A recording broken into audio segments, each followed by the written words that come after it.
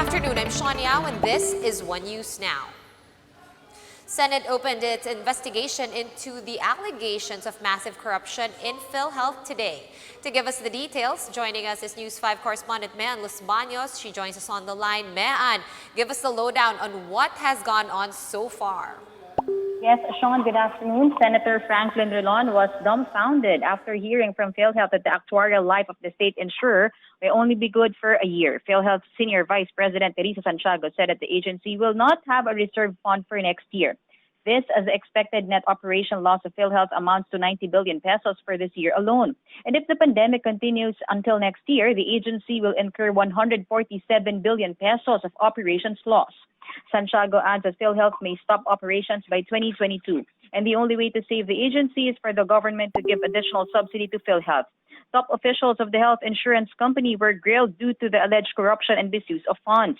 Resigned PhilHealth anti-fraud legal officer Thorsten Keith said that around 15 billion pesos were stolen by some officials using different schemes such as procurement of overpriced IT equipment and manipulation of release of funds to hospitals under the Interim Reimbursement Mechanism or IRM.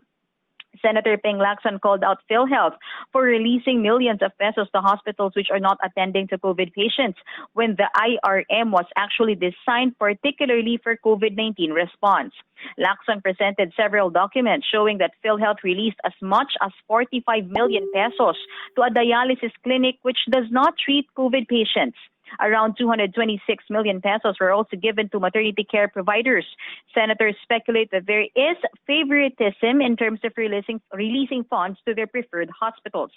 But PhilHealth President General Ricardo Morales said he only allowed the release of such amount to the dialysis centers and maternity providers because they appealed to PhilHealth and asked for help. Other PhilHealth officials also said that IRM is not only designed for COVID referral hospitals, but to all hospitals since the whole healthcare industry is affected by the pandemic. But Attorney Keith recalled that Morales asked him to talk to Greco Belgica to fix the issue on the overpriced test kits, which the former anti-fraud legal officer did not obey. Board member Alejandro Cabading exposed the alleged corruption in the IT project costing around 2.1 billion pesos, which he thinks is overpriced. Cabading adds that some numbers in the budget's project and facilities did not add up. He believes that the management is tolerating fraudulence. However, Morales sees nothing wrong with the budget for the IT project. He says it only needs to be explained well to the board members since it is very technical. But Lacson recalled the history of anomalous procurement of IT products in PhilHealth, like the acquisition of 74.3 million peso worth of 24 network switches in 2018. PhilHealth requested for another batch of network switches in 2019, costing around 4.8 million pesos. But when it was audited, it only costs around 939,000 pesos. The second procurement did not proceed, yet it was approved. Officers of the PhilHealth failed to give a definite explanation to this. Meanwhile, Sean Morales admitted their estimated fraud index in PhilHealth is at 7.5%. This means that out of the 136 billion peso benefit payments last year, 10.2 billion pesos was lost to fraud. If this continues with the 240 billion peso projected expenditure next year, around 18 billion pesos will be lost to fraud again. Sean? All right, thank you, Mean Los Baños, for that update. We understand that hearing is still in progress. We'll let you get back to that and reach out for another update later on. Here are other stories we're keeping our eyes on. The Interior Department orders barangay officials in areas under MECQ to issue new quarantine passes to their constituents. The DILG said the barangay workers should be going house to house to distribute the new passes.